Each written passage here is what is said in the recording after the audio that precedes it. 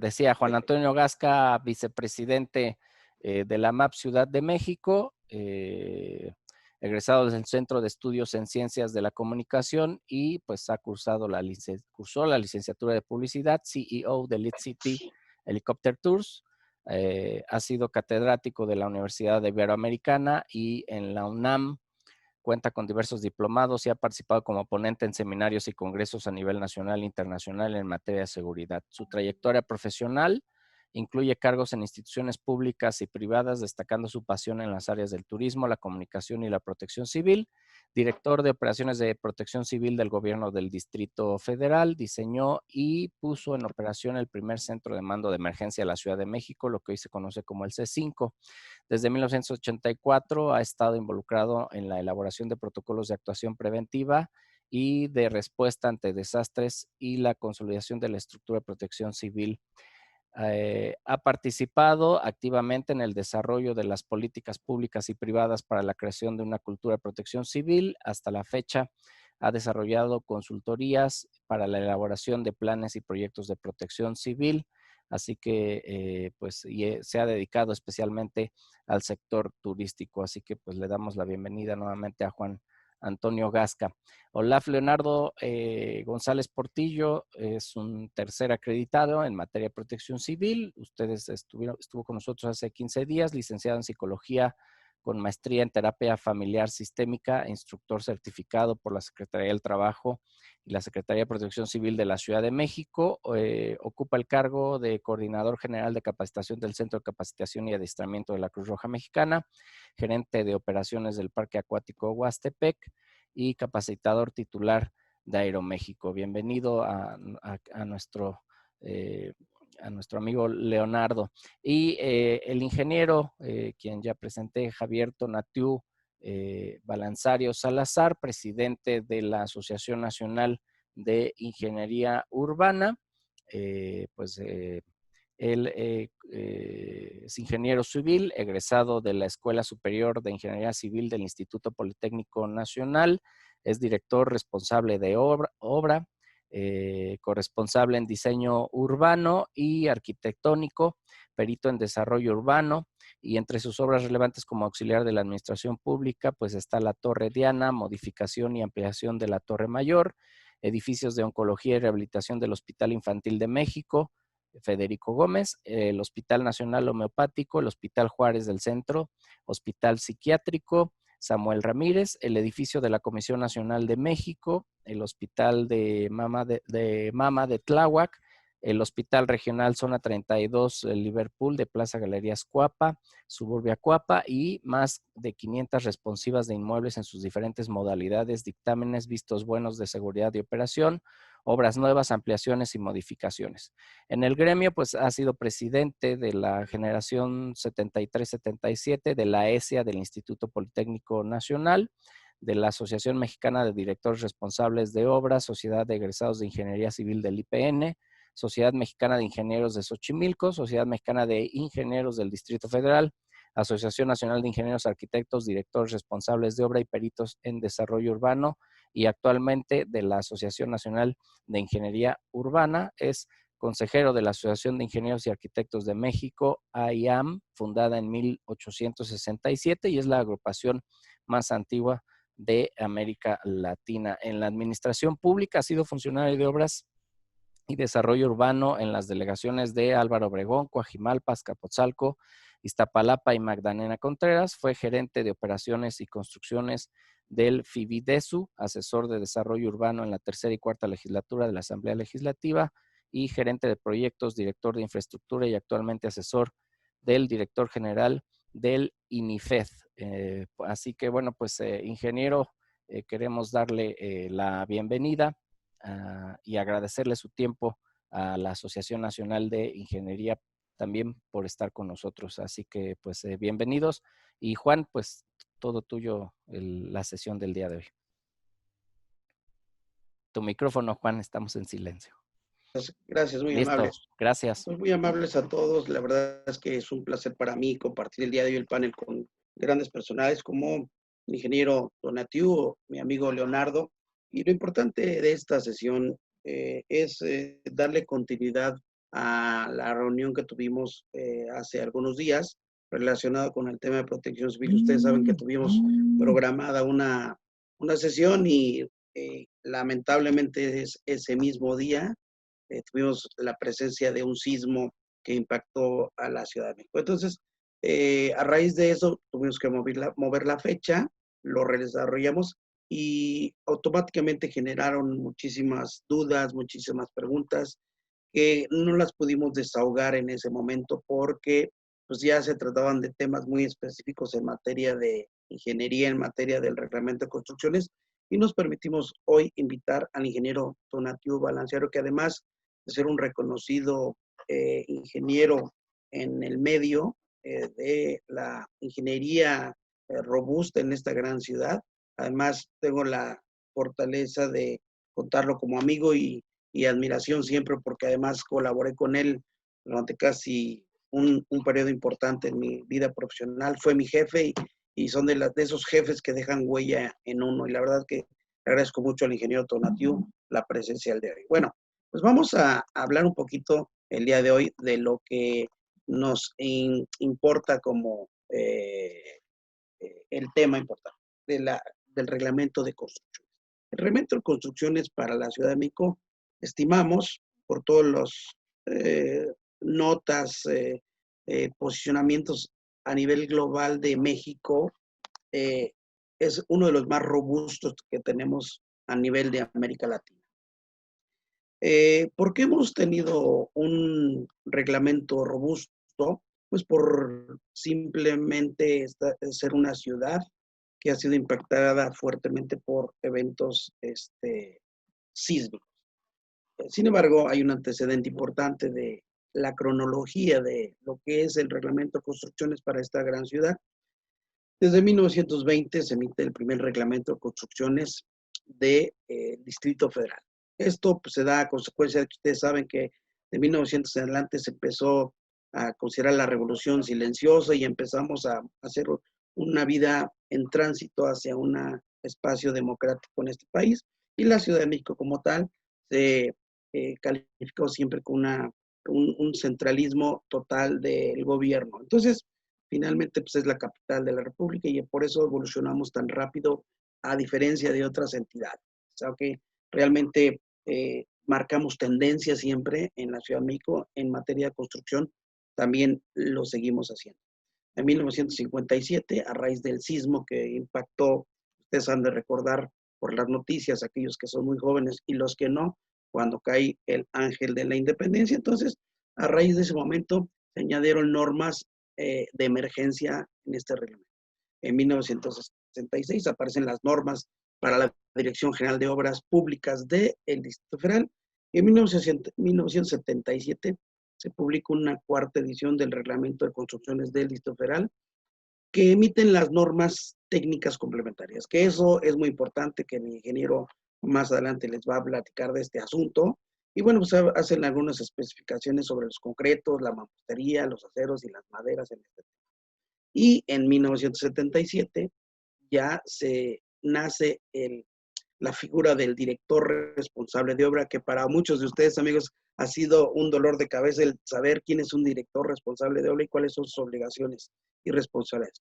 En 84 se hace una revisión posterior y actualización de las normas técnicas y de los procedimientos constructivos. Y en 1987, a raíz de que se genera previamente en 85 la Comisión Nacional de Reconstrucción, en 1987 se hacen la quinta edición y las modificaciones pertinentes a raíz de los sismos de 1985. El 93 aparece otra versión del reglamento de construcciones del Distrito Federal y en 2004 pues tenemos la versión que estamos trabajando actualmente. Sin embargo, existen modificaciones permanentes. Todavía en diciembre de 2017 se hicieron algunas adecuaciones o se están ajustando a raíz del sismo de 2017. Y bueno, el día de hoy pues vamos a tener una participación muy importante del ingeniero Tonatiuh y voy a ceder la palabra a mi amigo Leonardo, en donde nos va a platicar por qué estamos invitando hoy al ingeniero Tonatiuh, presidente de la Asociación Nacional de Ingeniería Urbana, para que nos platique de esto. ¿Por qué en el tema de protección civil es importante sumar este tema? Es relevante para todos nosotros. Adelante, Leo, tu micrófono. Sí, muchas gracias, Juan Antonio. Nuevamente, muy buenos días a todos los asistentes a este webinar, que sin duda alguna es muy interesante por la valiosa participación el día de hoy de nuestro ponente, el ingeniero Tonatiuh. Nuevamente, gracias a la Asociación de Hoteles de la Ciudad de México. Alberto, muchas gracias. Y el día de hoy, dando continuidad a la plática que tuvimos hace 15 días, en primera instancia y desde el punto de vista como tercero acreditado, voy a compartir mi pantalla para que recordemos un poquito esta parte de los registros en plataforma que se deben de hacer en la actualidad para cumplir con el tema de protección civil. La vez pasada dimos un recorrido rápido por la plataforma, pero hoy en específico, referente a los documentos que se deben anexar en la plataforma, está precisamente el dictamen sobre las condiciones en las que se encuentra el inmueble. Y esto implica que se debe de cargar en la plataforma, para obtener el registro de protección civil, un dictamen de seguridad estructural firmado por un DRO debidamente acreditado, y obviamente pues no dejamos de lado el contar con el visto bueno de seguridad y operación. De manera, digamos, administrativa y referente a la parte de la relación que guarda un tercero acreditado con un DRO, podríamos decir que se debe de cumplir con este requisito. Pero en la práctica va mucho más allá simplemente de un requisito que toma el tercero acreditado para el registro en este instrumento electrónico. Si bien no podemos avanzar para obtenerlo, ya en el momento de la práctica, el tercero acreditado en protección civil toma todas las opiniones y disposiciones que tenga el DRO o estructurista, en su caso, para continuar con la realización del programa. Es muy importante que los administradores o responsables de establecimientos mercantiles no tengan la idea de que obtener un visto bueno de seguridad y operación o constancias estructurales o de corresponsabilidad en instalaciones es simplemente un trámite para cumplir con protección civil. Es muy, muy importante que los encargados de los establecimientos se quiten esa idea. El contar con un dictamen va mucho más allá, porque en algún momento, a lo largo de la historia de la protección civil en la Ciudad de México, seguramente mis amigos panelistas recordarán una persona que también fue una pieza fundamental en la construcción del sistema de protección civil, que es nuestro querido comandante Luis Whittinger. En algún momento, él sugirió que los terceros acreditados debían de ser personas con estudios de arquitectura o de ingeniería civil. Dado que en la Ciudad de México, uno de los principales riesgos, sin duda alguna, son fenómenos geológicos, y en específico los sismos, y por las características de construcción en la Ciudad de México, pues sabemos que los sismos pueden generar grandes daños a las estructuras. Bueno, se pensó en que los terceros acreditados tuvieran esa profesión. Sin embargo, con el tiempo, en la modernidad, hoy se establece que los riesgos son construcciones sociales, ¿no? Que somos las personas las que hemos construido los riesgos, y se permite que haya una gama más amplia de formación en los terceros acreditados.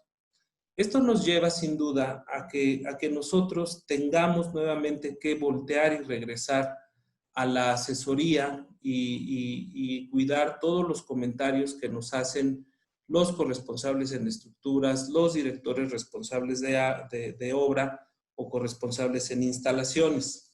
Es también importante saber que el contar con un buen equipo de DREOs, al menos en la Ciudad de México, nos garantiza y nos da certeza en la seguridad post-sísmica, después de un sismo. Seguramente algunos de los participantes sabrán que una vez que se presenta un sismo de consideraciones o magnitudes importantes, se echa a andar todo un procedimiento con evaluadores rápidos, ¿no? Se tienen que hacer evaluaciones rápidas de estructuras en menos de 72 horas. Sería muy bueno tener un diagnóstico de los edificios en la Ciudad de México.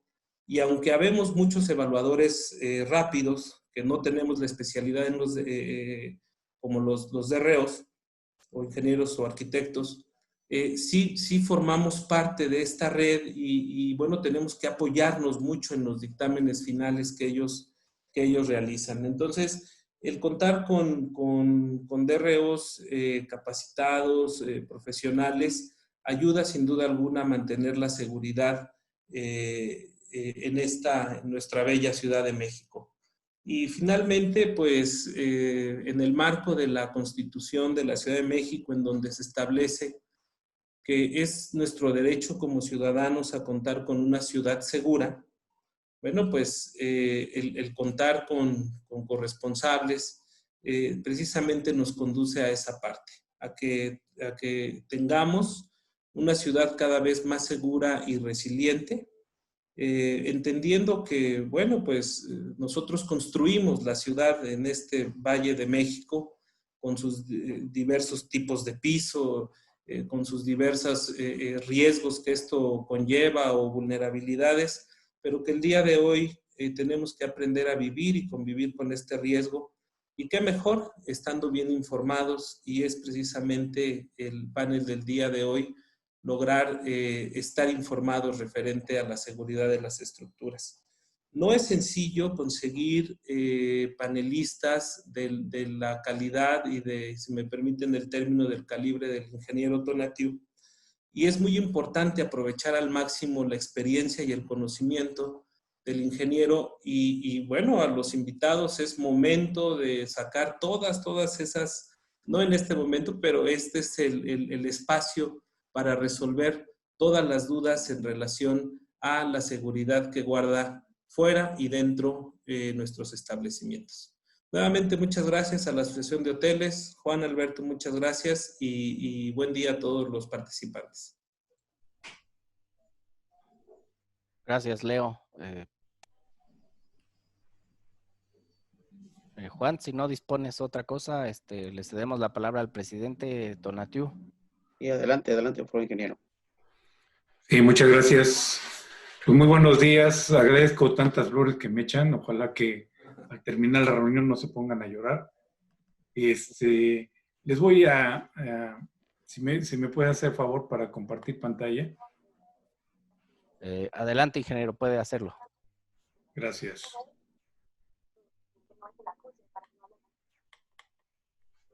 Ok, ¿ya está lista? Listo. Ok, bueno, yo quiero comentarles un poquito y les voy a hacer historia de por qué es necesaria la participación de un director responsable de obra en los vistos buenos. Generalmente, cuando a mí me hablan mucho por la página que tengo y siempre lo que me dicen es, oiga, ¿cuándo me cobra por un visto bueno de seguridad de operación? Bueno, pues les tengo que hacer a ellos ya la historia de qué se trata, cuál es la responsabilidad. No se trata únicamente de un requisito, sino simplemente yo les hago ver la utilidad que tiene de la participación del director responsable de obra y de los servicios que se van a dar. Entonces, vivimos en un país de alta sismicidad. Simplemente en el 2019 se registraron 23.005 sismos. ¿Y por qué? Porque México se encuentra en 5 placas tectónicas que le afectan a la República y pues por eso hay tantos sismos. Tenemos la placa de Norteamérica, la placa del Pacífico, la de la Riviera, la de Cocos y el Caribe. Aquí tenemos una vista de los sismos más fuertes y quiero comentarles que el reglamento de construcciones siempre se ha modificado después de un gran sismo. Antes de 1920, toda la culpa se le echaban al gobierno.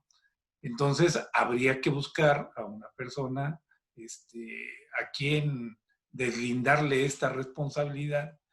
Y también porque todas las construcciones se tenían que supervisar y lo supervisaba una oficina de obras, pero la ciudad creció y entonces se fue modificando el reglamento y le dieron la opción para que otras personas ayudaran en la supervisión de las obras. Por eso así, en 1917 en Oaxaca, a los 3 años se hizo el reglamento de construcciones de 1920, en el 41, con el sismo de Michoacán, se modificó el reglamento en 1942. Y así cada sismo da motivo a que se vaya modificando. ¿Por qué? Porque son mayores las responsabilidades y además se dan cuenta que además de los factores de seguridad, lo que pasa es que hay algunos descuidos en la cuestión de la supervisión de las obras y los malos procedimientos constructivos. Simplemente, ahora que estamos con la Asociación de Hoteles, quiero manifestarles que pues, estos fueron de los hoteles que fallaron en 1985, por lo menos los que colapsaron en el 85 y los que tuvieron daños en el 2017, que fueron bastantes. ¿Y por qué fueron?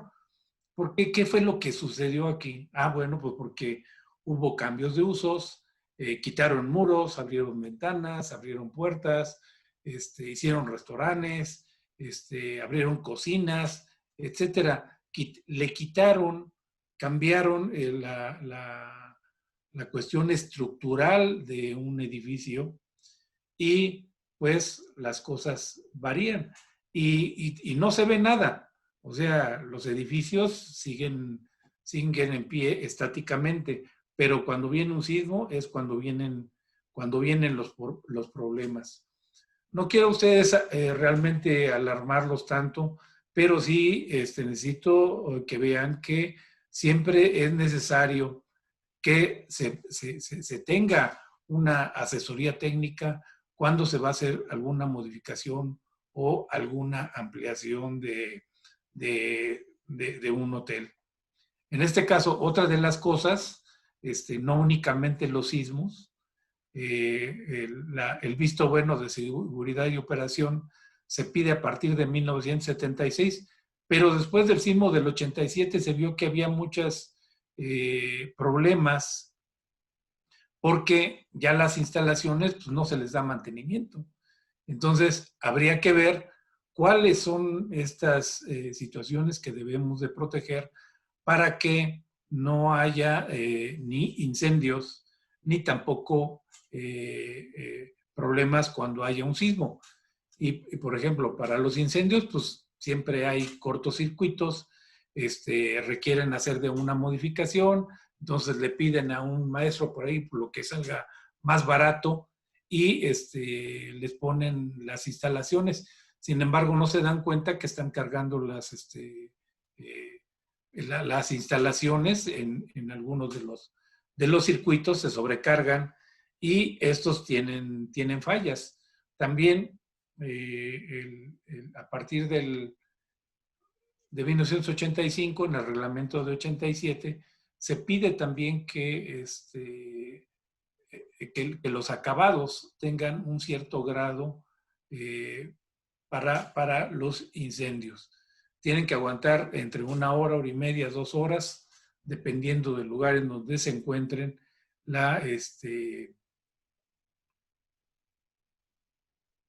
el que se puedan incendiar.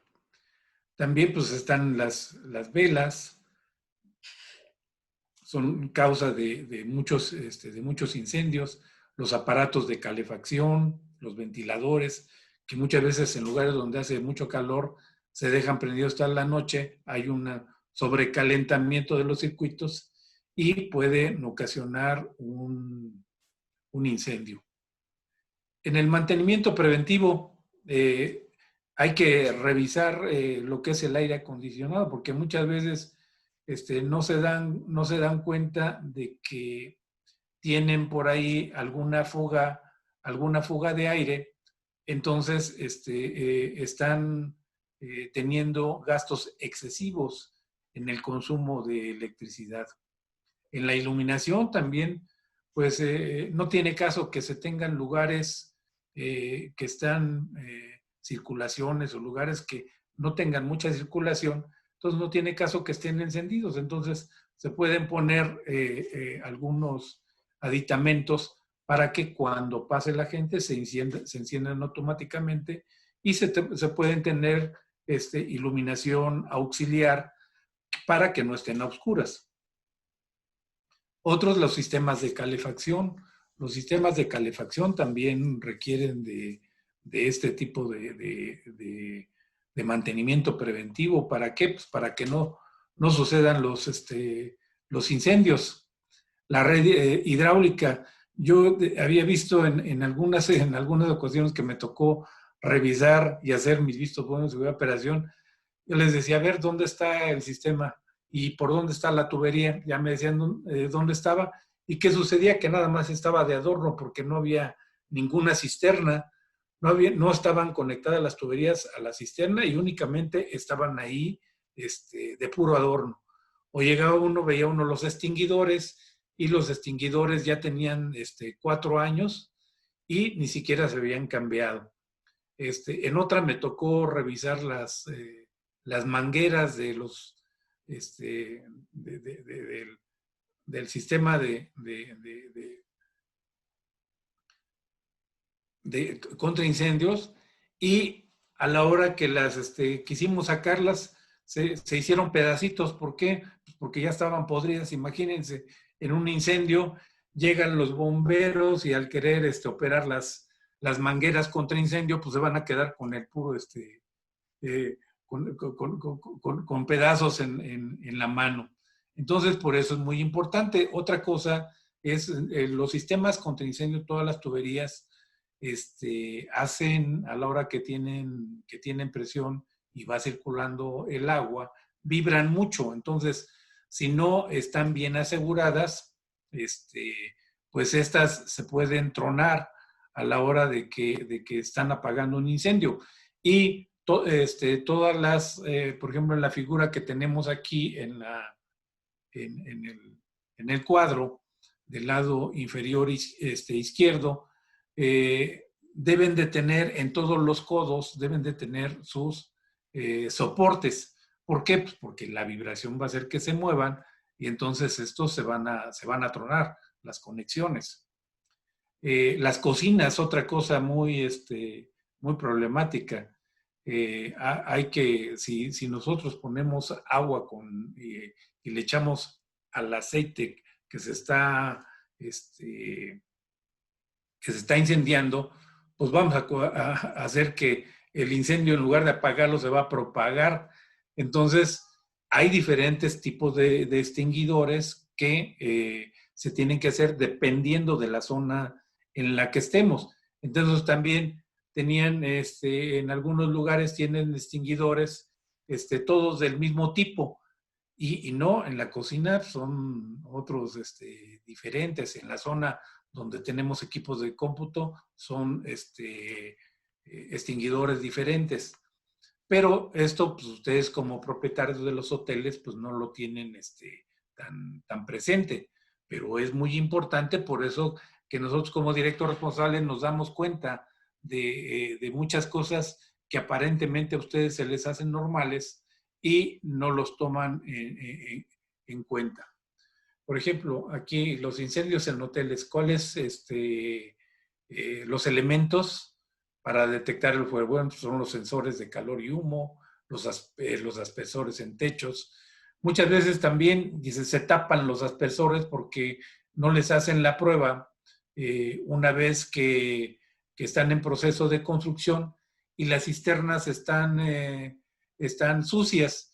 Entonces, a la hora que queremos operarlas, pues no se va a poder. ¿Por qué? Porque están bloqueadas.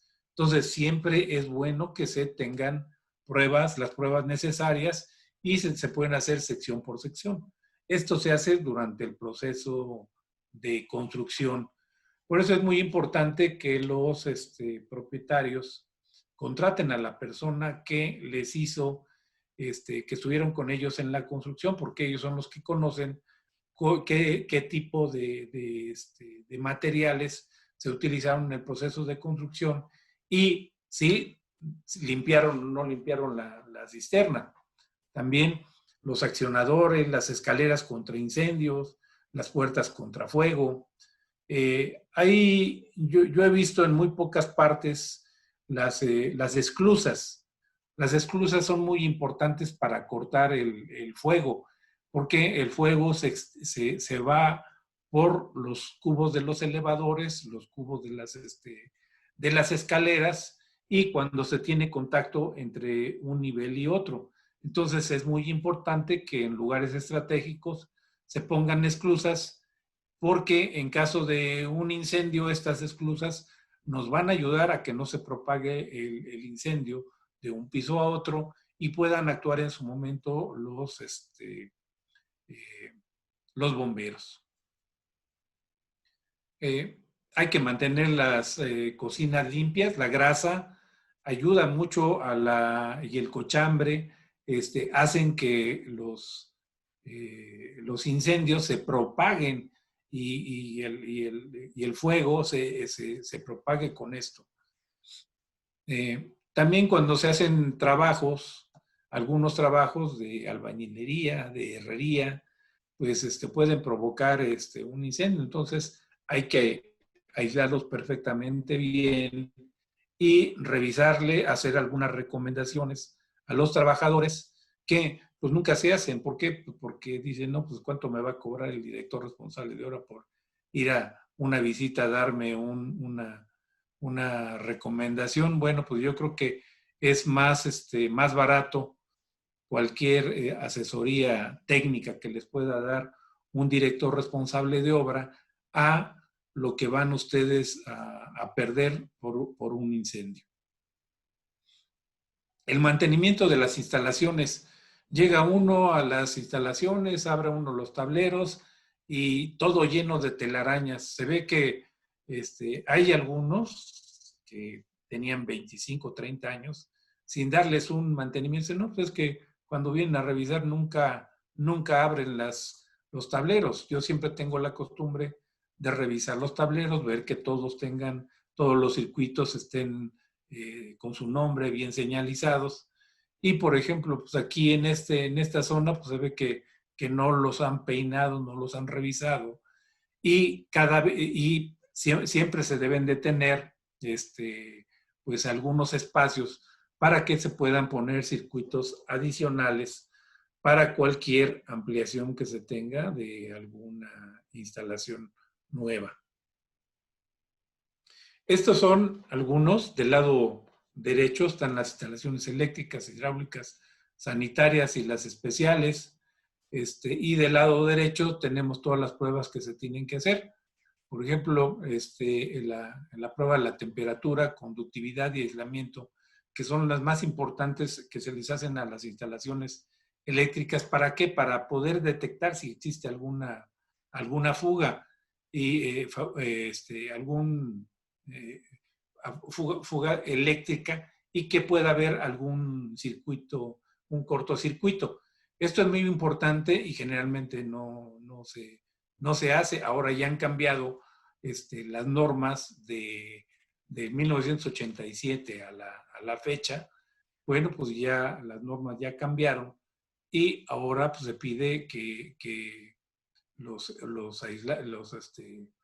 cables tengan ciertas características de conductividad y de aislamiento. ¿Para qué? Pues para que soporten la temperatura y para que soporten el fuego en caso de un incendio. También las presiones. Vamos a pasar aquí ahora un poquito los planos de evacuación. La gente piensa que esto es un juego y he visto que se colocan, pero no se colocan en lugares estratégicos. Y la gente pasa todos los días y no se da cuenta que hay un plano. Estos planos tienen que ser muy, muy visibles y que hagan que la gente se detenga a verlos. ¿Por qué? Porque en un caso de incendio no vamos a andar buscando dónde quedó el plano de evacuación o vamos a andar revisando por dónde vamos a hacerlo. Tenemos que revisar y que darles a una persona cuando llega al hotel, darle por dónde tiene que evacuar. No es no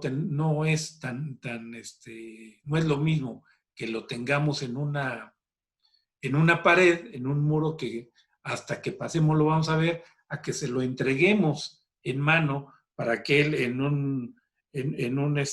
un tiempo que tenga de descanso lo ve, lo revise y pueda salir sin ningún problema en caso de una emergencia, de un sismo o de un incendio. Para ello, siempre nos piden, bueno, ¿y cuándo se requiere de un visto bueno de seguridad de operación? Bueno, pues esto nos lo va a marcar dependiendo de la superficie, dependiendo del uso. Todos los hoteles requieren de un visto bueno de seguridad de operación. Cuando se utilizan también elevadores, cuando tenemos construcciones con más de una cierta altura y de ciertos ocupantes. Y esto nos lo señala el certificado de zonificación, que eso lo podemos sacar de la CEDUBI sin ningún problema. No tiene costo, a menos que el uso que nosotros vayamos a tener no esté dentro o que tengamos alguna duda. ¿Y qué es lo que vamos a tener, por ejemplo, en el alineamiento y número oficial en esta constancia? Bueno, pues ahí nos van a dar las restricciones, ¿sí?, que vamos a tener. Vamos a ver también ahí la separación de colindancia. Una de las cosas más importantes para que ustedes puedan evitar el colapso de uno de sus edificios es que revisen la separación de colindancia. Muchas veces, aunque la tengan, el vecino puede pegarse a su edificio y un edificio pequeño puede derribar un edificio grande. ¿Por qué? Porque es como si lo tacleara. Un chaparrito llega y le pega en las rodillas y le truena la rodilla al altote, ¿sí? Entonces, los edificios son igual, se comportan de la misma manera. Entonces, algo muy importante es que tengamos la separación de colindancia. Otra de las cosas es que veamos las zonas de infiltración, que estas zonas de infiltración no se cambien. Esas se deben de respetar. ¿Por qué? Porque la ciudad se está hundiendo, porque ya estamos extrayendo todo el agua del terreno. Hace muchos años pues teníamos los mantos freáticos a 50 centímetros, 1 metro. Hoy ya tenemos 350 hasta 5 metros de profundidad. Tan es así que la ciudad se hunde 40 centímetros al año y tenemos un hundimiento del último siglo de aproximadamente 10 metros. Otra de las cosas que debemos respetar y que revisamos los directores responsables es el cumplimiento de los cajones de estacionamiento. No hay espacio en las zonas de las vialidades. Estamos acostumbrados todavía a tener vialidades de circulación y a trasladarnos siempre en nuestro vehículo. ¿Por qué? Pues porque a lo mejor todavía no están bien todos los servicios de comunicación de autobuses del metro. El metro es muy eficiente, transporta 4 millones de personas todos los días y por ahí va el Metrobús. Entonces, mientras no tengamos nosotros un buen servicio de transporte interior, pues vamos a seguir ocupando los vehículos como nuestro transporte para trasladarnos en la ciudad. temas importantes que ve el director responsable de obra. También debemos de ver que no se construyan apéndices en las azoteas. Se utilizan en algunos casos muchos anuncios espectaculares, torres de antenas, torres de celulares, que les pagan un alquiler y pues prestan la azotea como si pensaran que no se va a afectar en nada, pero muchos edificios que tenían anuncios espectaculares en la azotea se cayeron o se dañaron. También otra cosa que muchas veces usan los hoteleros las azoteas para las albercas. Yo no digo que no se pueda hacer esto, pero se tiene que reestructurar el edificio. ¿Por qué? Porque hagan de cuenta que tienen una palangana en las manos llena, muévanla tantito y van a ver cómo les afecta los brazos, ¿sí? Lo mismo esto afecta a la estructura del edificio. Entonces, sí se puede, pero se debe de hacer con un cierto cuidado y se tiene que hacer un cálculo específico para esta instalación. Otra cosa que revisamos, bueno, yo cuando veo hoy en los vistos buenos me encuentro de cosas muy, muy chistosas. Las puertas de emergencia están cerradas, tienen cadenas. Y le digo, oiga, ¿y por qué tiene cadenas? ¿Qué pasa en un sitio? No, pues es que no funcionan bien las puertas y se pueden meter a robar. Las puertas de emergencia, si quieren, las pueden mantener cerradas cuando no se ocupen. Y eso está casi, yo les recomendaría que no.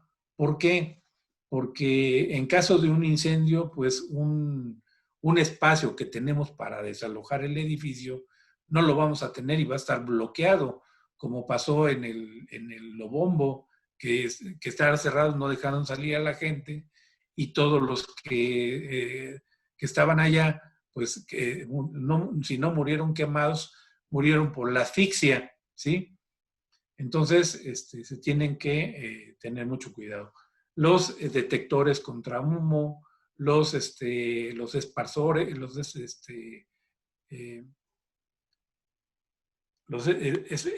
esparsores también, las tomas siamesas, ¿sí? Y hay en algunos lugares que no tienen manómetro, entonces no sabemos si tiene presión o no tiene presión el gabinete contra incendios. Y ese lo vamos a saber cuando llegue el bombero y vea que no sale agua del gabinete, ¿sí? Entonces, es muy importante que todos estos aspectos los revise muy bien el director responsable de obra.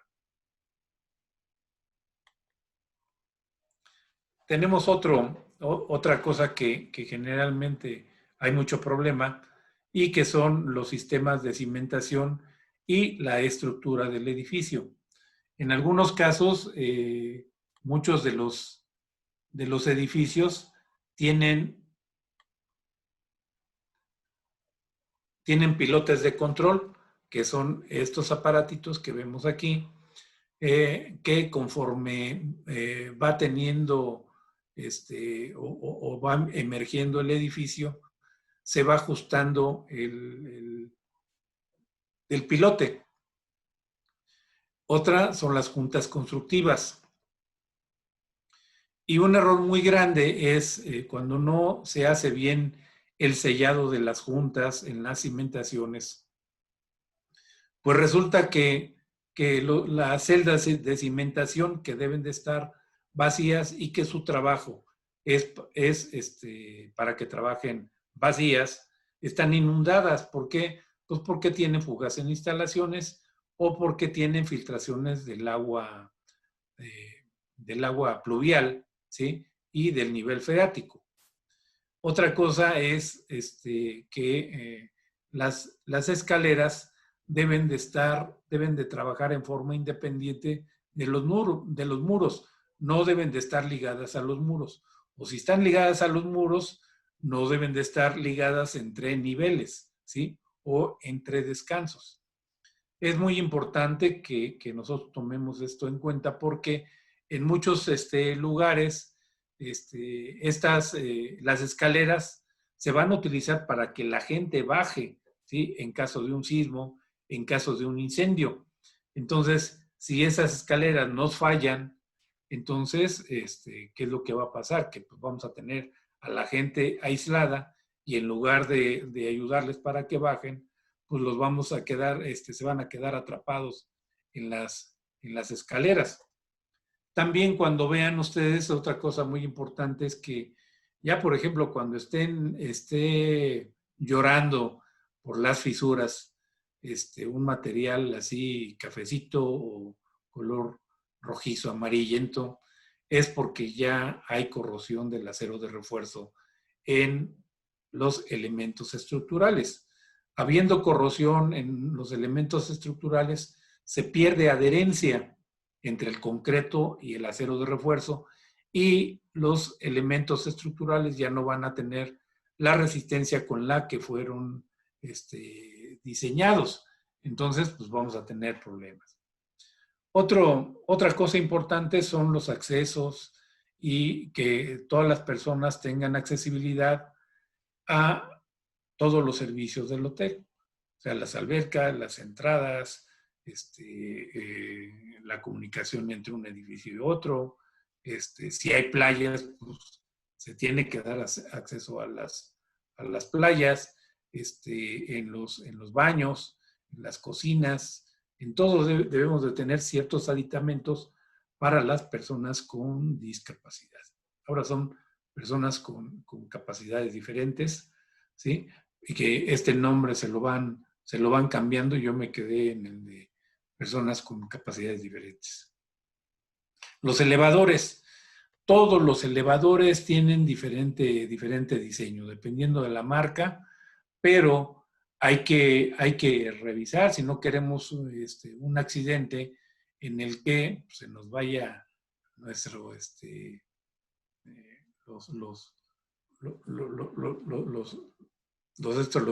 los equipos que se nos puedan caer. ¿Y por qué pueden fallar?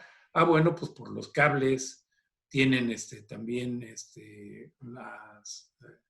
los equipos con los que se van a elevar, hay engranes, hay cosas que se tienen que engrasar algunas veces cada semana, cada 15 días, cada mes, etcétera. Tienen que estarse revisando los elevadores porque son elementos que pueden ocasionar un accidente. Entonces, se deben de revisar periódicamente. También algo que sucede mucho es que se cambian los equipos de aire acondicionado. He visto en algunos que les dan equipos baratos muy, muy pesados y entonces estos se ubican por donde se quiera, ¿sí? Cuando se pone un equipo de aire acondicionado se tienen que poner ciertos soportes, a veces que descansen sobre las traves, a veces que descansen sobre las columnas, pero nunca se deben de descansar, como en este caso, sobre las losas, ¿sí? Siempre se deben de tener unos soportes. Y hay unos equipos que deben de tener, aparte de los soportes, deben de tener unos ciertos amortiguadores para el movimiento y para el arranque. El arranque, cuando se arrancan los equipos, vibran mucho y en algunas ocasiones han llegado a fisurar las losas.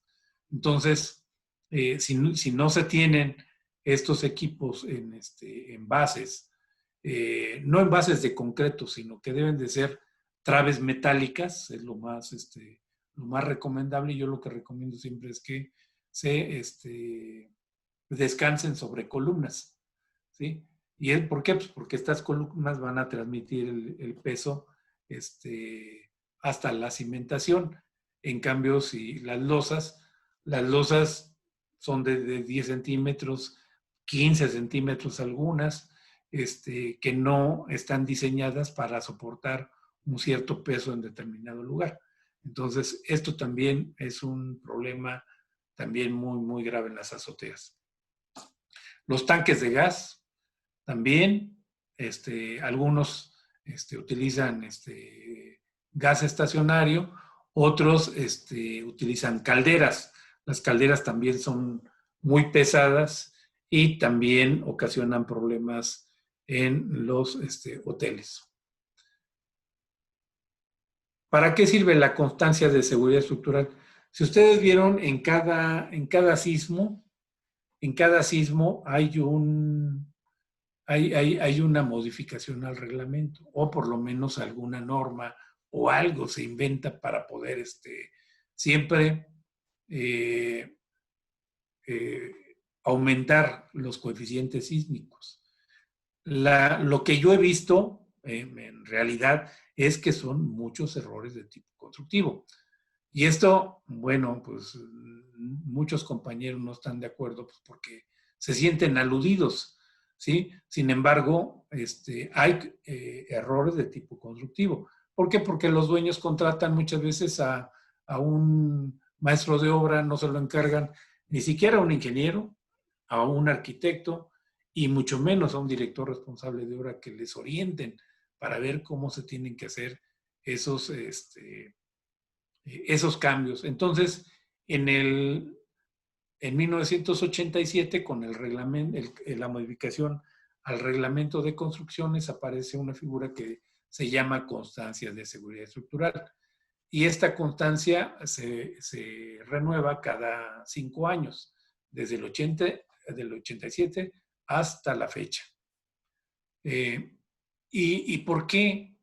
¿Por qué esta constancia? Porque se vio que en muchas construcciones en 1985 habían colapsado. ¿Por qué? Porque se habían modificado las estructuras sin alguna asesoría técnica. Entonces, ni asesoría técnica ni se habían reforzado. Entonces se quedaron ahí no pasó nada mientras no temblaba, pero cuando tembló, pues se vinieron abajo muchos hospitales, escuelas, se cayeron hoteles, oficinas, y todo ¿por qué? Por haber hecho modificaciones a la estructura. Deben ustedes tomar en cuenta que nosotros, los ingenieros y los arquitectos, los directores responsables de obra, siempre verificamos y revisamos los planos. Si no es así, y en algunas, como por ejemplo en los edificios en los que yo he participado y que se nombraron, en los hospitales y en la Torre Diana, en la Torre Mayor, estuvimos trabajando durante un año antes de que se iniciara la construcción. ¿Para qué? Para que revisáramos todos los detalles constructivos y ver que en algunas cuestiones que tenía el proyecto, bueno, pues iban a dificultar y podían poner en riesgo la construcción. Entonces, los propietarios, en un caso el gobierno federal y en otro caso Reichmann, pues no les convenía que pudiera tener algún daño el edificio y prefirieron mejor cambiar el proyecto. Entonces, esta constancia es muy importante. No es un trámite nada más. Hay directores, y no les puedo decir que no, que únicamente les llevan la constancia y se las firman sin ni siquiera revisar nada, sin pedirles a ustedes ningún requisito. Pero eso está poniendo en riesgo inclusive la seguridad de su patrimonio. Entonces, ¿qué les recomiendo? Sí tiene un costo. ¿Por qué? Porque vamos a revisar muchas cosas, como ustedes lo han visto, pero eso le va a dar mucha seguridad a sus edificios. El visto bueno de seguridad de operación. El visto bueno de seguridad de operación, si ustedes vieron, es revisar muchas cosas del edificio, donde vemos que esté en condiciones óptimas de operación. Es muy difícil, sinceramente, que un edificio cumpla con todo lo de rigor del reglamento de construcciones. Sin embargo, yo tomo en consideración esto y ojalá que no me quiten mi registro por lo que les voy a decir, pero si veo yo algo grave, se los pongo en una listita y les digo, ¿saben qué? Esto antes de que yo firme el visto bueno de seguridad de operación, lo tienen que arreglar. Otros, los que no veo muy riesgosos, les doy un plazo de 3 meses. Y los demás les doy un plazo de 3 años. ¿Para qué? Para que en el siguiente visto bueno de seguridad de operación, pues ya se haya cumplido. Creo que un plazo de 3 años para cumplir y ponerse al corriente con el reglamento de construcciones es algo pues muy bueno. Sé que dice el reglamento que se debe de cumplir, pero también hay que tomar en cuenta las condiciones que tienen las personas que están haciendo un negocio. O sea, ustedes como inversionistas están poniendo en riesgo un cierto capital. Y ese capital, pues claro, si yo invierto un capital en algo, en un negocio, pues me tiene que redituar. Pero si ese negocio no da para hacer todo lo que dice el reglamento de construcciones, bueno, pues denme un plazo y yo lo voy cumpliendo. Entonces, este plazo yo se los doy a los propietarios, pero vamos checando trimestralmente que se vayan realizando todos estos trabajos y sirve que yo doy mi visita y verifico que en la bitácora de mantenimiento se vayan dando todos y se vayan realizando todos los mantenimientos que requieren las instalaciones. Entonces, ¿qué recomendé yo, por ejemplo, ahorita ahí en el INIFED? Que son edificios para escuelas, en las que cuando llegaba uno, a ver, ¿tiene plano? No, pues que no tengo plano. Los planos estructurales, no, pues no hay planos estructurales. La memoria, ¿cómo está la cimentación? No, pues es que yo apenas tengo 5 años en la escuela y cuando me la entregaron no me entregaron nada. Entonces, igual que en los hoteles, igual que en los hospitales, igual que en todas las construcciones, siempre la falta de mantenimiento, no es la correcta, ni la adecuada, ni la periódica.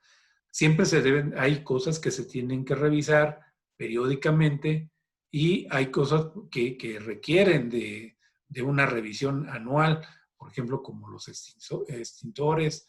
Si no impermeabiliza uno correctamente, bueno, pues va a empezar a penetrar la humedad va a penetrar por las fisuras, la humedad por estas fisuras va a provocar la corrosión del acero de refuerzo. El acero de refuerzo se va a hinchar con la corrosión y va a desconchar el concreto del recubrimiento. Y el acero de refuerzo sin recubrimiento, pues va a aumentar el proceso de corrosión y se van a venir abajo las edificaciones. Y muchas de ellas están cubiertas por recubrimientos. Entonces no las vamos a poder ver hasta que en un sismo nos fallen las columnas, nos fallen las traves, nos fallen las losas y nos pase lo que en 1985, que se van a caer, ¿sí? Y cuando ya estén en el piso, nos damos cuenta que, ay, fíjate, mira cómo está de la corrosión en el acero. Debieron haber reparado las fisuras en su momento. Entonces, ¿qué contiene este gabinete? Este gabinete contiene la presentación del ADN, para qué sirve, ¿sí? El tríptico, donde se les da una pequeña explicación, las especificaciones del gabinete, ¿sí? Una memoria de 32 gigas. Esta memoria va a estar siempre en este gabinete. Y en este gabinete vamos a tener todos los documentos hagan de cuenta que va a ser, ahí vamos a tener el acta de nacimiento, su cartilla de vacunación de los niños, su IFE, todos sus documentos importantes van a estar en electrónico y las vamos a tener aquí. Aparte de eso, Va a haber un manual de mantenimiento, va a haber una normatividad de la Ciudad de México, un manual de poda de árboles. Los árboles son muy bonitos y nos dan oxígeno.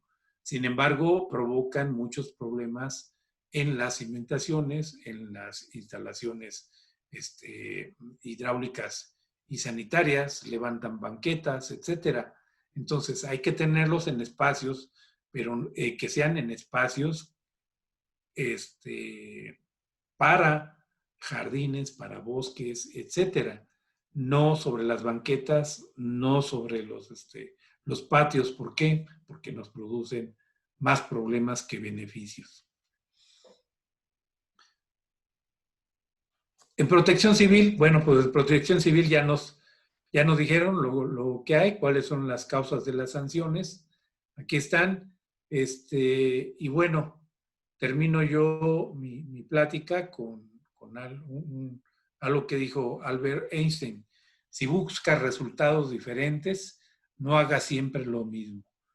Creo que esta plática que tenemos con la Asociación de Hoteleros es porque quieren hacer algo diferente. Entonces, si quieren hacer algo diferente, bueno, pues no contraten a personas que le den más bajo los costos, sino que les den el mejor servicio, así como ustedes. O sea, entre mejor servicio den, mejores y más clientes van a tener. Nosotros de la misma manera pensamos que entre mejor servicio damos, bueno, pues nos van a contratar personas que tengan y que quieran dar un muy buen servicio. Y bueno, pues les agradezco de antemano los aplausos inmerecidos que me van a dar. Muchas gracias. Juan, no escuchamos tu micro. Gracias, ingeniero, como siempre, muy valiosa toda la aportación, muy didáctica, que eso es lo importante, ¿no? Porque a veces la parte técnica es rebuscada para los terrenales, como decimos. Pero bueno, pues por ahí hay una pregunta en el chat, mi querido Beto, si queremos compartirla. Leo, me gustaría que tú la compartieras, de Mario Calva. Hay bastantes preguntas, Sí, Juan, no sé si Leo ya la tiene identificada. Sí, Podemos sí, es iniciar con importante. esa, por favor. Es correcto. Sí, adelante, Leo. Gracias, con mucho gusto. El participante, el señor Mario Calva, pregunta, dice, de acuerdo al nuevo reglamento de protección civil se requiere de estudios de vulnerabilidad y riesgo para obras nuevas y remodelaciones. Sin embargo, no había suficientes terceros acreditados de quinto nivel para realizarlos y se quedó en la ambigüedad. Este requisito, ¿cuál es la situación en este momento? ¿Se está exigiendo el análisis de riesgo y vulnerabilidad? Entonces, es una pregunta que viene a nutrir más este panel. Y bueno, la respuesta es sí se requiere el estudio de riesgo y vulnerabilidad. En el pasado se exigía un programa de protección civil para obras en la modalidad de construcción, de remodelación o demolición.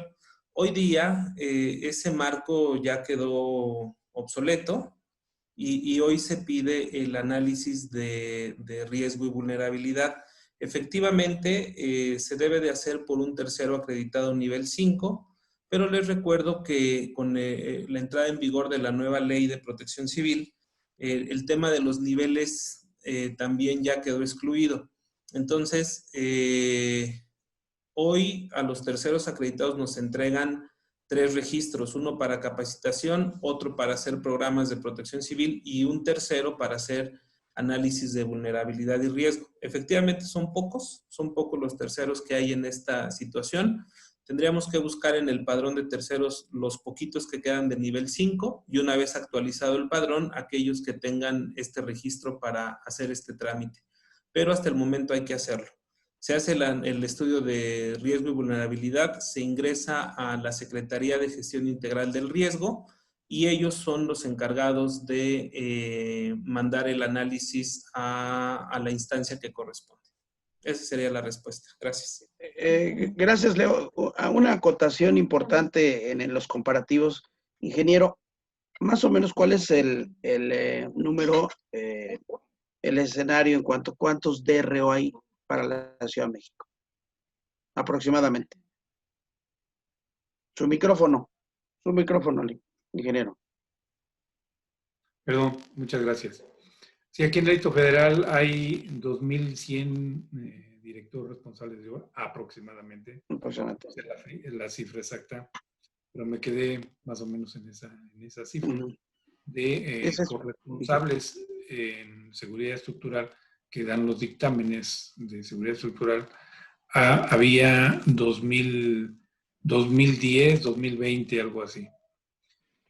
Pero desafortunadamente muchos de ellos ya son de edad arriba de los 75 años. Entonces, hay pocos jóvenes, te diré, arriba de 40 años son los jóvenes, pero hay muy pocos, son 200 para toda la ciudad, entonces están totalmente saturados. Lo que habría que hacer es probablemente dar una mayor capacitación y que se abra el padrón, porque es muy difícil sacar un registro de corresponsable en seguridad estructural y también como muchas construcciones no cumplen con el reglamento una vez que son entregadas. ¿Por qué? Pues porque nadie sabe qué están haciendo en el lugar. Entonces la responsabilidad es mucha. Simplemente ahorita hay algunos casos de compañeros, conozco 3 de ellos que están en la cárcel. ¿Por qué? Uno, porque le falsificaron su firma. Otro, porque pues, confesó y dijo que realmente pues, no había revisado bien, pero que había confiado mucho en las personas que estaban haciendo la gestoría. Y finalmente pues, fueron los edificios que se cayeron. Entonces, poca gente quiere arriesgar su seguridad profesional simplemente por otorgar una constancia. Entonces, hay algunos contados corresponsables que están, ni siquiera tienen en su poder su carnet. Quien los tiene son los gestores. Entonces se están arriesgando a tener un problema y un problema muy grave.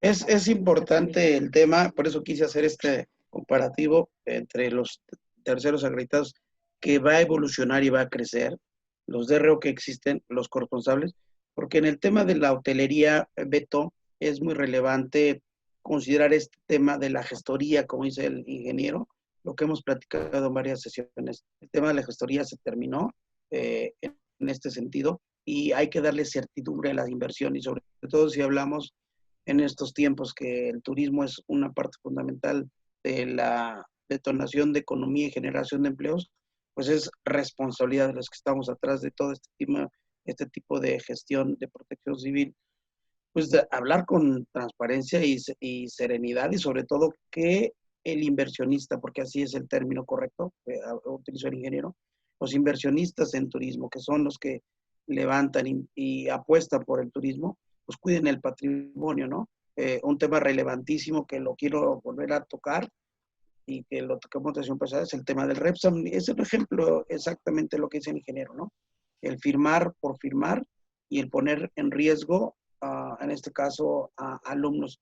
Desde luego, pues con la mirada pasiva quizás de la autoridad en estos momentos, pero sí es relevante que del lado de los profesionales de la ingeniería de protección civil exista la certidumbre por parte de los empresarios que están haciendo un trabajo pulcro, pues porque cuidamos del patrimonio, ¿no? Y sobre todo la fuente de empleo importantísima. Adelante, Beto, las preguntas. Gracias, Juan. Mira, ya he hecho un filtro, afortunadamente, gracias a nuestros amigos que nos están poniendo sus preguntas y respuestas. Voy a ver aquí algunas. Otras las han hecho a través del chat, entonces también ahí le pediría a Adriana a ver si me puede ayudar a filtrar las del chat. Enrique Estrada pregunta, después de entregar el visto bueno de seguridad de operación, ¿está dentro de sus funciones del DRO monitorear las inconsistencias de los inmuebles que acaban de mencionar, obstaculizar salidas de emergencia, sistemas contra incendios, sin mantenimiento, etcétera, o su próxima visita es hasta que se renueve el visto bueno o como usuarios. Pregunta, ¿también uno puede evidenciar y denunciar estas irregularidades?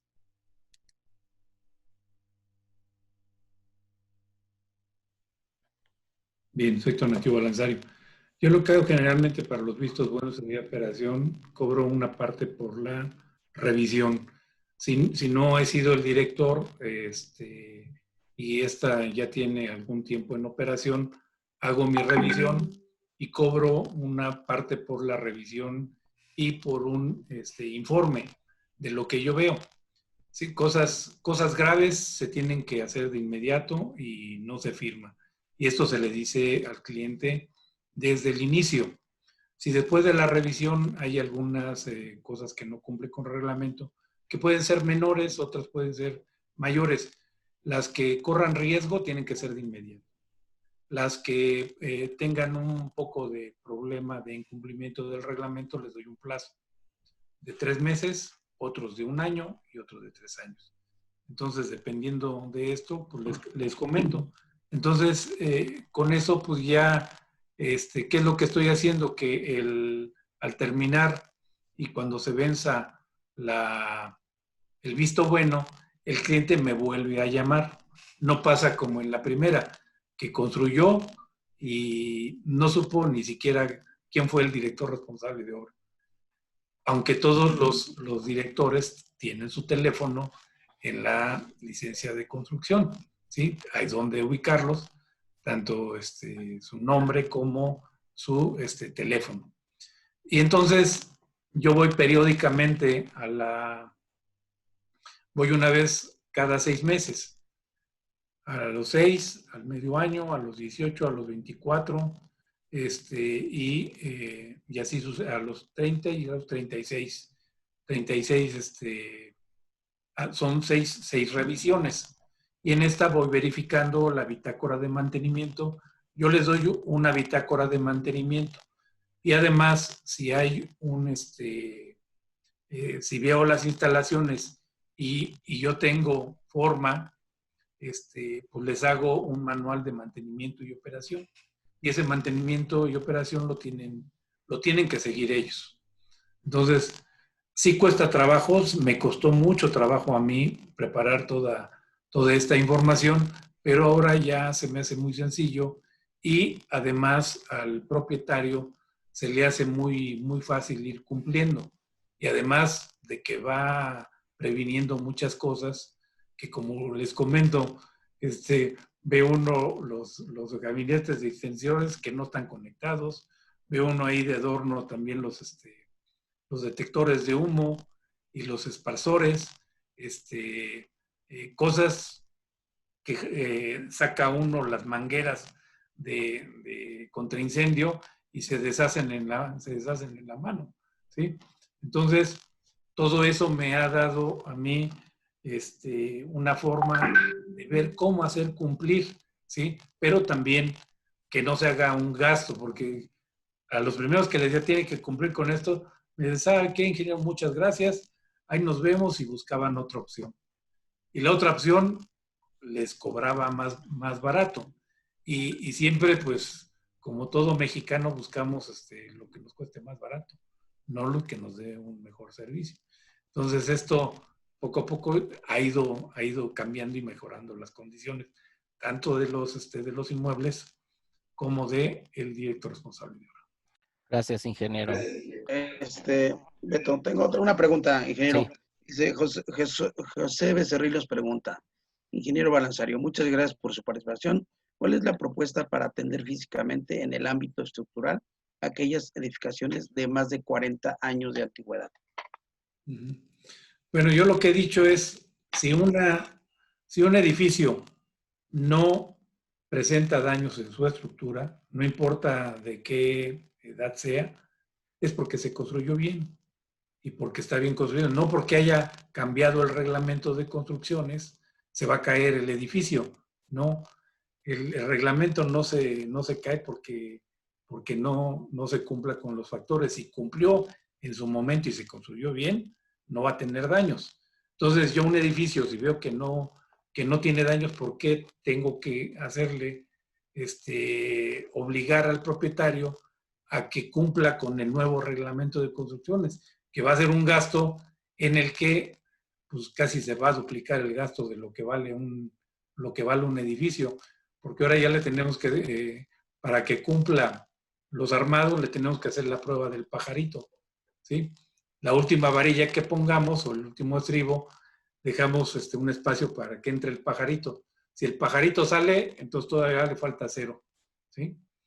Entonces, desde mi punto de vista, y también esto lo platicamos, porque en las modificaciones al reglamento del 2017 implicaban que todos los edificios, después de un sismo de gran intensidad, y un sismo de gran intensidad lo pone el Protección Civil de 6.5 o mayores, entonces tendríamos que reestructurar todos los edificios de la Ciudad de México. ¿Se imaginan qué problema económico van a tener para las personas o para los negocios? ¿Por qué? Porque ningún negocio se iba a poder abrir. ¿Por qué? Pues porque ahorita, estrictamente cumpliendo, ningún edificio cumple, más que los que se construyeron de 2017 para acá, con el nuevo reglamento. Entonces, se tendrían que reestructurar edificios escolares, edificios de hospitales, edificios de todo. Solamente si se va a hacer una modificación o una ampliación, desde mi punto de vista, debe de cumplir ya con el nuevo reglamento. Pero si las otras tuvieron buen comportamiento, ¿para qué se necesitan reestructurar? Tal vez no concuerde con muchos de mis colegas, pero a lo mejor con los propietarios de los edificios creo que es una propuesta razonable. Y solamente si yo voy a abrir una puerta o voy a hacer una modificación para poner un restaurante o quiero poner una alberca en la azotea, bueno, entonces para poderlo hacer, ahora sí tengo que hacer la revisión de todo el edificio, porque ahí sí voy a modificar las cargas. Pero si yo no estoy modificando cargas, no estoy modificando estructura, no estoy haciendo nada, ¿sí? Y mi edificio se comportó bien, ¿por qué lo tengo que reestructurar? No se tiene que reestructurar, se está comportando bien. Y si le doy buen mantenimiento, bueno, a lo mejor un mantenimiento bueno de reestructuración se tiene que hacer aproximadamente cada 50, 60 años, pero no antes. Ese es mi punto de vista. Gracias. De hecho, si me lo permites, Juan, justo esta Sí. pregunta creo que surgió también en la plática anterior y era justo después del sismo que pasó hace, que será un mes, de 7.7, que si ahorita los hoteles están obligados precisamente a revisiones estructurales. Entonces, es una pregunta que nos hacen aquí nuestros socios. Sí, dice en la última parte del artículo, cuando la administración así lo determine. Algo así dice. Entonces, la única alcaldía que lo ha determinado es la alcaldía de Tlalpan. En Tlalpan ya lo determinó y como lo dice el reglamento, pues se tiene que cumplir. Entonces, todos los hoteles que están en Tlalpan tienen que sacar su constancia de seguridad estructural nueva. Correcto, ingeniero, gracias. Guadalupe Esther Lara dice, en los hoteles existen señalamientos que indican qué zonas de menor riesgo para que se resguarden las personas en caso de sismo. ¿Quién determina estas zonas? ¿El estructurista, los terceros acreditados o quién? Bueno, debe ser el director responsable de obra. Y ustedes deben de ver lo siguiente, también en Protección Civil hay simulacros y estos simulacros se hacen periódicamente. Yo lo que hago es, si doy un tiempo de 1 minuto y veo qué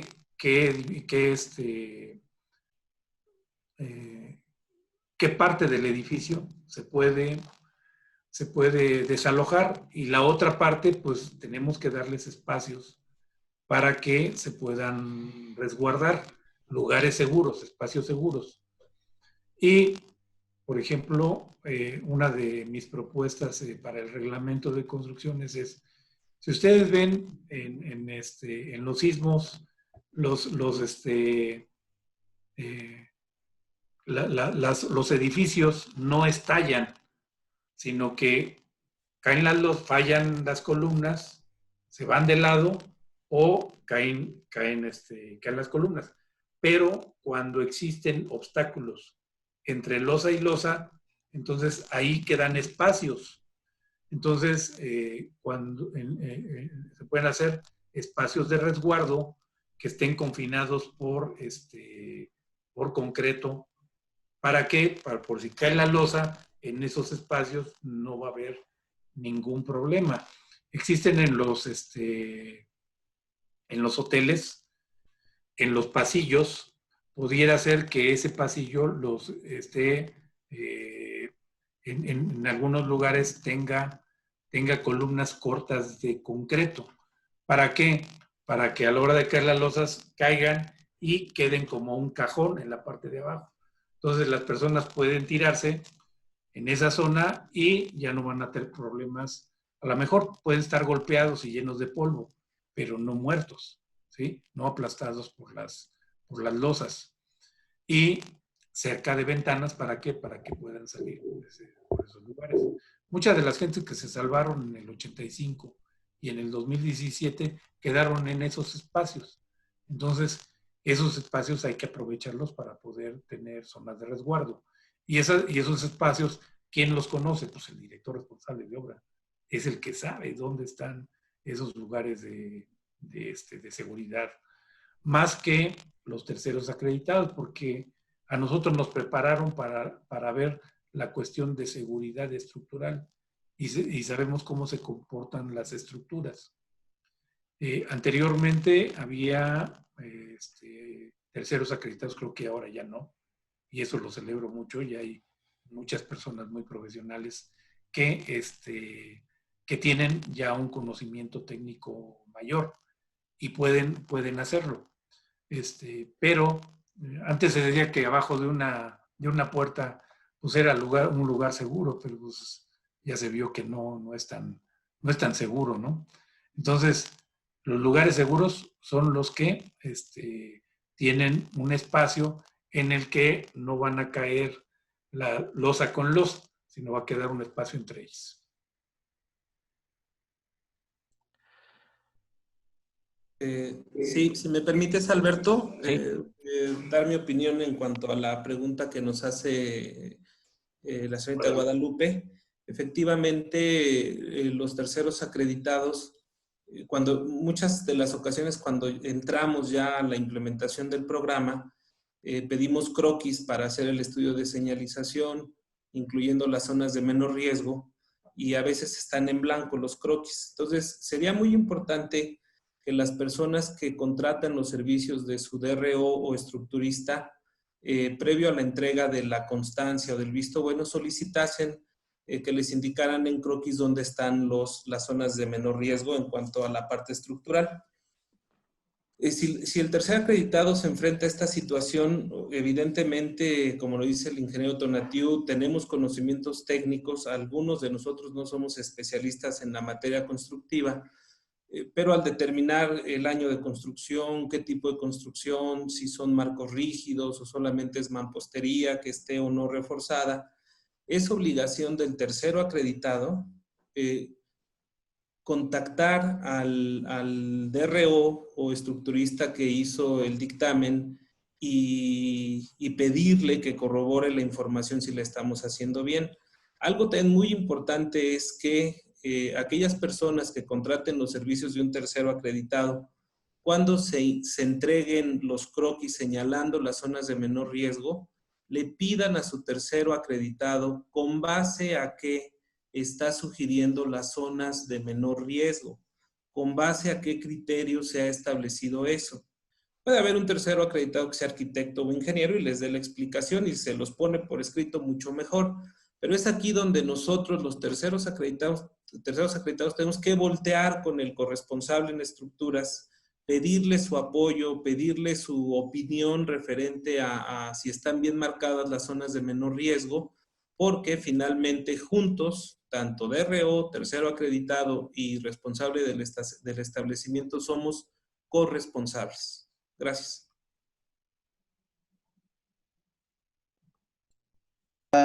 Una pregunta, ingeniero, que nos hace la ciudad Shirley Z. Una consulta, en caso de que se produzca un incendio en una propiedad X, ¿qué podría hacer para saber cómo ha quedado las paredes en esta propiedad y su infraestructura? ¿Es necesario que se derrumbe toda la propiedad? Bueno, a ver si está prendido, ¿verdad? Esto es bien importante. Todas las estructuras en un incendio se afectan. ¿Por qué? Porque el acero de refuerzo se dilata con el calor. Entonces, ¿qué es lo que va a pasar? Que el acero de refuerzo va a provocar el desconchamiento del concreto. Al quedar el desconchamiento del concreto, penetra la humedad, penetra la corrosión y la estructura se daña. En algunos casos, por eso caen las estructuras cuando hay un incendio. ¿Por qué? Porque pierde adherencia el concreto con el acero y entonces ya no trabaja. Es como si nada más tuviéramos, hay un mazapán, ¿sí? Soportado por hilitos y se viene abajo. Cuando tenemos estructuras de acero, pasa también lo mismo, que tenemos el peso del edificio y también tenemos la estructura está trabajando en forma diferente a la que fue calculada, porque en lugar de tener compresión, tenemos dilatación, entonces eso va a provocar un trabajo de la estructura en forma diferente y puede fallar. En el caso de los muros pierden humedad. Al perder humedad, si había fisuras, estas fisuras se prolongan. Aquella le llamo fisuras, es a la falta de adherencia entre el mortero y el tabique, o el mortero y el block, el mortero y el ladrillo, etcétera. Pierden, ¿por qué? Porque tienen diferentes formas de expandirse. Entonces, se fisuran.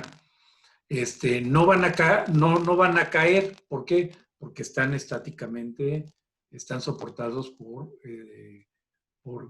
castillos y por columnas a veces. Pero en caso de un sismo ya no van a trabajar de la misma manera y se van a fisurar y se van a caer. Eso es lo que va a pasar. Pero después de un incendio, sí se debilitan las estructuras. Llámense muros de mampostería, llámense muros de concreto, columnas y traves y losas. Gracias, ingeniero. Beto, hay una pregunta también de Sergio Betanzos. Dice, ¿los hoteles están cumpliendo con sus pólizas de seguro de responsabilidad civil? En caso afirmativo, ¿tienen contratar las sumas aseguradas suficientes para responder ante un siniestro por daños a terceros? Bueno, les quiero informar que nosotros, en el término de la operación que tenemos con los hoteles de la Asociación de Hoteles de la Ciudad de México, sí están cumpliendo, sí tienen sus pólizas de responsabilidad civil y daños a terceros. Y eso es algo fundamental que quizás aquí Leo nos puede ayudar un poquito, porque es una parte fundamental para generar el registro. Si no tienen eso, pues obviamente el tercero acreditado no puede suscribir una carta de corresponsabilidad, y además es un requisito fundamental para la plataforma digital del gobierno de la Ciudad de México. Leo. Sí, sin duda alguna, hoy con los nuevos cambios en la ley, reglamento de protección civil, términos de referencia, se pide una póliza de seguro no cancelable y que sea suficiente para atender la responsabilidad civil o daños a terceros. También es muy importante saber que las instituciones financieras dedicadas a emitir pólizas de seguro, obviamente entienden para qué se está asegurando el inmueble y calculan las sumas que pueden tener. Solamente habría que analizar, y eso lo hacemos nosotros cuando llega a nuestras manos la póliza de seguro, es saber contra qué fenómenos contrató, y esto lo cruzamos contra el análisis de riesgo que se hace, porque pueda ser que la póliza de seguro no haya incluido un riesgo que está ahí latente, ¿no? Entonces, si nosotros observamos con base al análisis de riesgo que falta cuidar algo en el inmueble, se lo hacemos saber de manera inmediata al propietario o al administrador para que se cumpla con eso. En tanto, no se puede registrar en la plataforma. La transferencia del riesgo hoy es una realidad de nuestro país y es muy, muy importante que tengamos esa cultura de transferir el riesgo.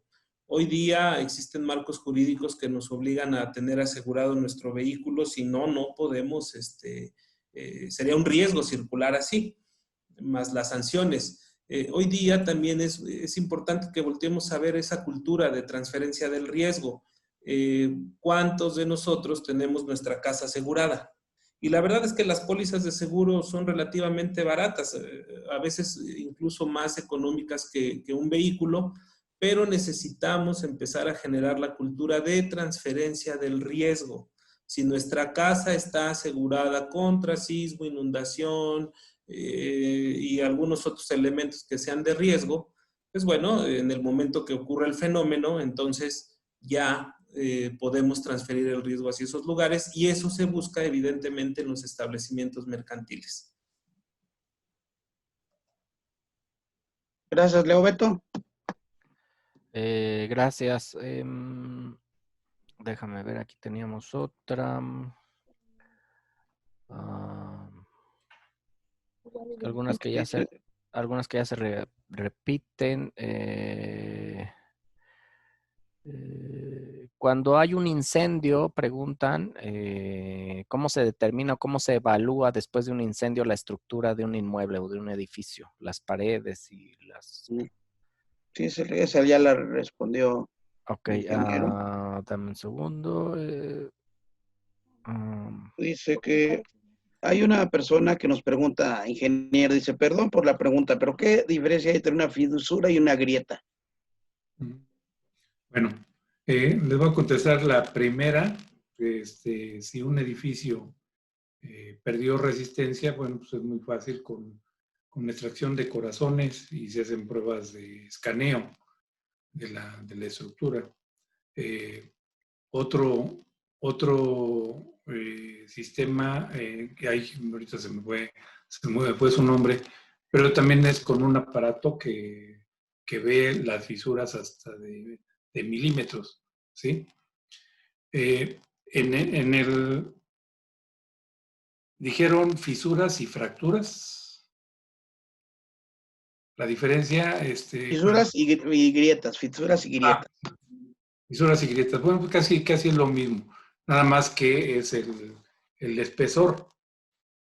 El espesor, las que tienen, me parece que hasta unos ciertos milésimas son fisuras, y las que son mayores ya son grietas, y las otras son ya otro tipo son daños en la estructura. Por ejemplo, las fisuras pueden ser también que no atraviesan todo el elemento estructural, sino que nada más es muchas veces en el recubrimiento. Y ya las otras son las que ya atraviesan todo el elemento, y fue cuando ya se dañó, y ahí llegan hasta el corazón del elemento estructural.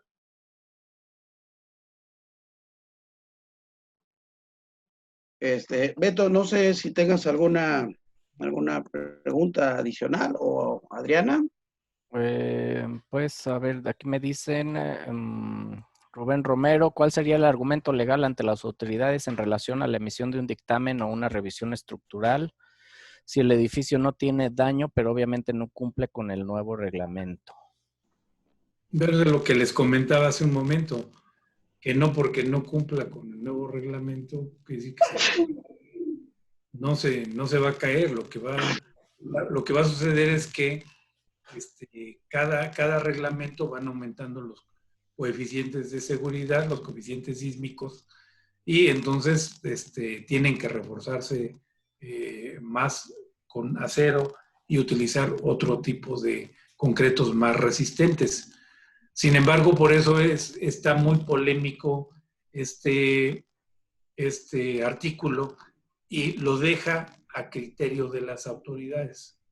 Si las autoridades se ponen muy estrictas, entonces no va a haber dinero que les alcance a los hoteleros para poder reestructurar los edificios, o que les den un cierto periodo para que se puedan reestructurar.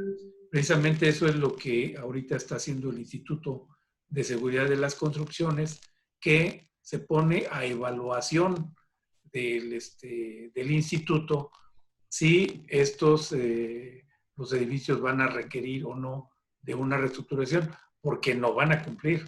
O sea, si se hace un edificio y se comparan los reglamentos del 2017 con el del 87, pues van a tener que reestructurarse, ¿sí? Pero hay algunos que están, que no. Aquí lo importante, una de las cosas, es que el edificio no se mueva, no tenga tanto movimiento, tantos desplazamientos. Entonces, a lo mejor con alguna reestructuración que le evite estos desplazamientos, con eso va a ser suficiente para que este edificio ya cumpla. Pero efectivamente, ningún edificio va a cumplir, ¿sí? Y esto, el criterio, quien va a solicitar que se haga el dictamen, va a ser la alcaldía. Y quien va a determinar el nivel de reestructuración va a ser el Instituto de Seguridad de las Construcciones de la Ciudad de México, porque ese proyecto de reestructuración se tiene que poner a consideración de ellos. Y otra cosa, lo presenta el corresponsable en seguridad estructural, no lo presenta el propietario, ¿sí? Pues no sé si ustedes consideren, Juan Antonio, Leo, alguna otra pregunta Nada más una, porque creo que es interesante. Dice, perdón por insistencias, Guadalupe Calva. Clarísima la exposición ante un edificio con adiciones en su estructura original, que es vecino a nuestra estructura. ¿Qué se puede hacer para eludir la corrupción que permitió su construcción y proteger el que sigue en pie y que no sea reestructurado, sobre todo hablando de las visiones para uso de habitación? Guadalupe Calva. Me imagino que lo que te refieres es que construyeron un edificio al lado de ella y les está afectado. Me imagino que ese es un tema. Es recurrente en nuestra ciudad y que lo hemos visto inclusive en varios inmuebles de la hotelería. Sí, lo que sucede es muy frecuente que edificios contiguos que están construyéndose pegan su cimentación a la cimentación de la nuestra. Entonces, ¿qué va a hacer? ¿Qué va a pasar? Que va a afectar no la cimentación de él, sino la cimentación del colindante. Y en este caso será la de nosotros. Eso sucede mucho. Por eso se tiene que estar muy pendiente y verificar quién es el director responsable de obra, quién es el corresponsable en seguridad estructural. Y algo que se tiene que hacer es, si un edificio no está cumpliendo con el reglamento, ¿sí? Lo primero es denunciar a la comisión de admisión de directores responsables de obra que el director o los corresponsables no están cumpliendo con su función, ¿sí? Y la segunda es que si ven que un edificio tampoco cumple con la separación de colindancia, pues antes de que se eleve el edificio, pues hay que denunciarlo inmediatamente con a las autoridades y si no cumplen las autoridades, pues mandarlo a la función pública, ¿sí? Y si no, pues a derechos humanos. Y van a ver cómo inmediatamente van a ir a revisar ese edificio. Pero una cosa es que nosotros pensemos que no cumple y otra cosa es que no cumpla, ¿sí? Entonces, para eso están. ¿Por qué? Porque un director responsable de obra o un corresponsal en seguridad estructural no va a arriesgar su registro simplemente por un edificio. O sea, o a menos que sea un firmón y que nunca vaya y que no tenga ética, ¿sí? Y esos nos vamos a encontrar algunos, no digo que no. Entonces, esos pues ni les va a interesar, ¿sí? Y al contrario, se van a poner en contra de la persona a la que le están haciendo daño. Pero la comisión de admisión de director responsable de obra sí lo va a sancionar y le va a cancelar su registro. Gracias, ingeniero. Beto, nada más Sí. un breve comentario a colación a todo este tema que estamos tocando. En el tema de la hotelería, sí es muy importante siempre que el administrador o propietario sepa que toda su operación es su responsabilidad, pero en los casos en donde hemos encontrado concesiones dentro del inmueble, es relevante reforzar el tema de protección civil y permisos. ¿Qué ocurre? Muchos hoteles dan espacios por sistema económico para restaurantes y se vuelve otro negocio dentro de un inmueble. Conlleva riesgos porque pues, el propietario del inmueble dio un espacio para aperturar otro negocio ahí con un nivel de riesgo importante en el caso de restaurantes, ¿no? Porque la utilización de gas, chimeneas, etcétera, etcétera. Entonces eso es importante, pero también hay edificios que se han utilizado también para complementar actividades de nivel turístico, que abren agencias de viajes, arrendadoras de autos.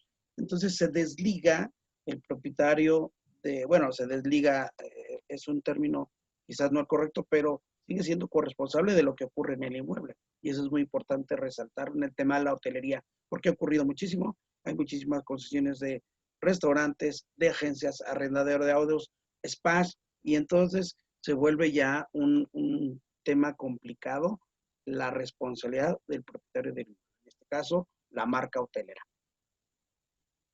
Gracias, Juan. Pues si les parece bien, en aras del tiempo, podemos concluir esta charla. Muchas preguntas van en torno a si está grabada o si se está grabando. Sí, se grabó esta charla y la van a poder ustedes visualizar en nuestros medios digitales y en nuestro canal de YouTube. La vamos a subir y anclar. Y bueno, pues ya nos pondremos en coordinación y en contacto con ustedes una vez que esté lista. Pues no me resta más que agradecerles su tiempo y su participación, por supuesto, a todos los que estuvieron el día de hoy en esta plática.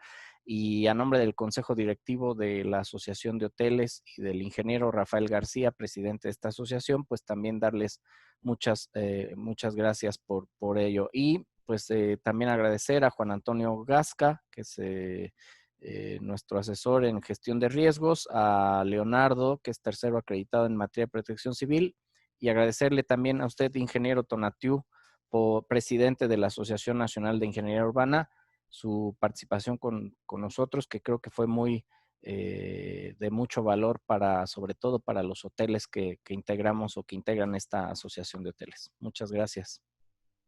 Su micrófono, ingeniero, su micrófono. Sí. Pero un último comentario, Alberto.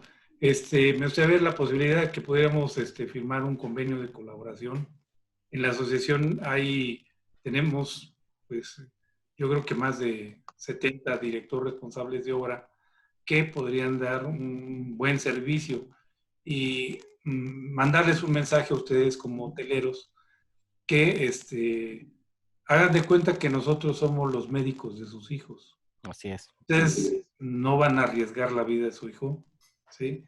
Y lo van a mandar con el médico más barato, sino con el médico que tenga más prestigio y que le pueda salvar la vida a sus hijos. Y tomen en cuenta que pues la inversión que tienen ustedes en un hotel pues es bastante grande, que la pueden perder simplemente por haber contratado a un director responsable de obra el más barato. Y pues muchas gracias, agradezco la invitación a la Asociación de Hoteleros de la Ciudad de México, a Juan Antonio Gasca, que también es distinguidos de nuestra asociación y que fue el conducto para esta conferencia. Y pues muchas gracias, estamos en contacto. A través de Juan Antonio, pues seguiremos en contacto con ustedes, no perder esa